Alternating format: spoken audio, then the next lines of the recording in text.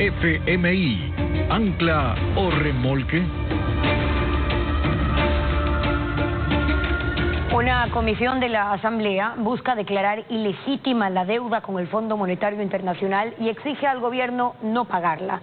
Televistazo inicia hoy una serie sobre las relaciones que ha mantenido el país con ese organismo internacional. Hoy, la primera entrega sobre los 23 acuerdos firmados por el Ecuador. Un informe de Adriana Bermeo. El mejor chivo expiatorio de una parte de la clase política nacional es del FMI. La CONAIE, la Unidad Popular, el correísmo y hasta el Partido Social Cristiano le endosan todas las culpas. Sin hablar de que la economía del país funciona como una máquina defectuosa que permanentemente necesita ayuda. Si no es del Fondo Monetario Internacional, de otro país u organismo multilateral. Paradójicamente, las crisis económicas del Ecuador se han gestado en periodos de bonanza. El boom petrolero de los años 70 dejó un país altamente endeudado y 2 décadas de ajustes financieros. Lo mismo ocurrió entre el 2007 y el 2014, cuando el precio del petróleo alcanzó cifras récord. En junio del 2008, el barril llegó a $136 según datos de la Organización de Países Exportadores de Petróleo. 2014 cae el precio del petróleo, nos quedamos con un estado sobredimensionado y empezamos una etapa de agresivo endeudamiento para sustituir ingresos petroleros por endeudamiento. La historia crediticia del Ecuador con el Fondo Monetario Internacional no es nueva. Se remonta a 1961, cuando se acordó el primer préstamo durante la presidencia de José María Velasco Ibarra, por $10 millones. Desde entonces se han sumado 23 acuerdos.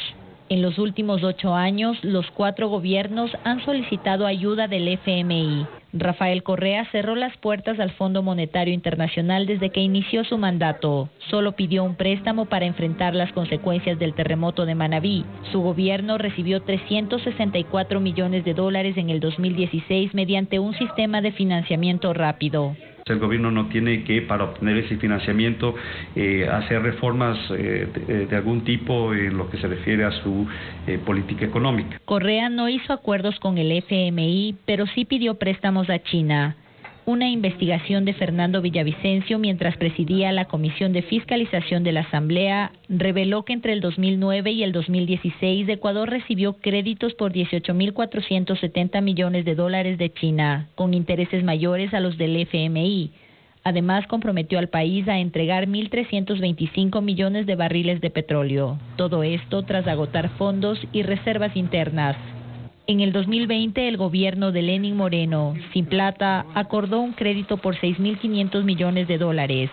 El Fondo Monetario Internacional desembolsó $4.000 millones entre septiembre y enero del 2021. Y ese dinero se utilizó para sueldos a servidores públicos, proveedores, asignaciones y para disminuir el impacto de la pandemia. Por la profundidad del problema que teníamos, por el confinamiento, por la falta de recursos, etcétera, se requería que la mayor parte del desembolso sea en plazo corto, y efectivamente se consiguió. El gobierno de Guillermo Lasso, también sin recursos, dio continuidad al acuerdo de Lenín Moreno y recibió 3 desembolsos. $800 millones en septiembre del 2021, $1.000 millones en mayo del 2022 y $700 millones en diciembre del mismo año, completando así los $6.500 millones del crédito. Daniel Noboa, que llegó a la presidencia hace 9 meses, igualmente sin dinero en las arcas, regresó al FMI, institución a la que el país debía $7.967 millones, una cifra que Noboa aumentó.